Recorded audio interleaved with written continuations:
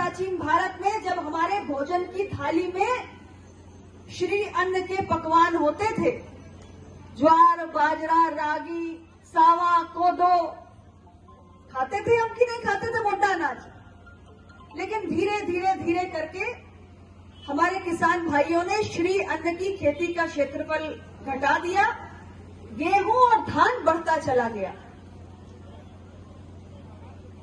आज आवश्यकता है कि खास तौर से जिन इलाकों पर पानी का संकट है वहां हम ज्वार, बाजरा, रागी, सावा, कोदो, ये जो श्री अन्न है इसको ज्यादा उगाने का काम करें। इससे पानी की कमी की समस्या का तो निदान है ही, साथ ही दो और फायदे हैं। पहला फायदा यह है कि सरकार ने श्री अन्न का समर्थन मूल्य अधिक रखा है और श्री अन्न के बिक्री केंद्र भी खोले जा रहे हैं। तो जब आप श्री अन्न का उत्पादन करेंगे तो आपकी आमदनी भी बढ़ेगी। और दूसरा फायदा यह है कि श्री अन्न स्वास्थ्यवर्धक होता है, यानी पर्याप्त मात्रा में जो पोषण हमारे शरीर को चाहिए वो श्री अन्न के माध्यम से मिलेगा। इसलिए अपनी भोजन की थाली में श्री अन्न को वापस लाना है तो श्री अन्न की खेती भी ज्यादा करनी है। और इसके साथ साथ आज यहां दलहन और तिलहन की भी चर्चा हुई। जो मिनी किट आपको दिया गया उसमें सरसों का बीज है। राजकीय जो हमारे बीज भंडार है उस पे कितना बीज उपलब्ध है ये सारी जानकारी आपको जिला कृषि अधिकारी ने दी, मैं उसको दोहराऊंगी नहीं। दलहन और तिलहन की खेती का क्षेत्रफल क्यों बढ़ाया जाए, इसकी आवश्यकता क्यों है? भारत दुनिया की सबसे अधिक आबादी वाला देश है। पहले चीन सबसे ज्यादा आबादी वाला देश होता था, लेकिन अभी कुछ महीने पहले भारत ने चीन को पछाड़ दिया। आज भारत की जनसंख्या दुनिया में सबसे अधिक है। दुनिया की 18% आबादी भारत में निवास करती है और देश की सकल घरेलू आमदनी में हमारे कृषि का जो योगदान है वो लगभग 18 से 20% है।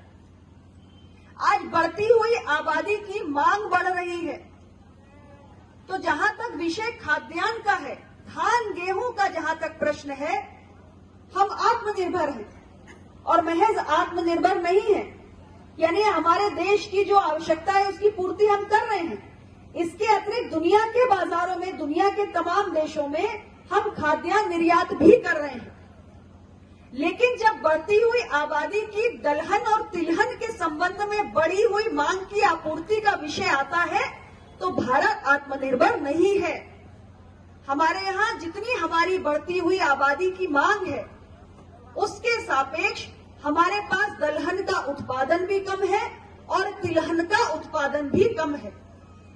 इसलिए आज देश की आबादी की आवश्यकताओं को, घरेलू जरूरतों को पूरा करने के लिए ये जरूरी है कि हमारे किसान भाई दलहन और तिलहन के खेती के क्षेत्रफल का विस्तार करें। आज आपको आश्चर्य होगा कि हम अपनी घरेलू आवश्यकताएं पूरी करने के लिए आयात पर निर्भर हैं। खासतौर से जो खाद्य तेल है, हम दुनिया के दूसरे देशों से खाने वाला तेल आयात करते हैं। 14 बिलियन अमेरिकी डॉलर के बराबर हम खाद्य तेल की आपूर्ति आयात के माध्यम से कर रहे हैं, जो बहुत ही चिंताजनक है। भारत जैसा देश जहां आज भी 70% ग्रामीण आबादी की आजीविका का स्रोत कृषि है और जहां कोरोना काल में भी हमारे किसानों ने निराश नहीं किया।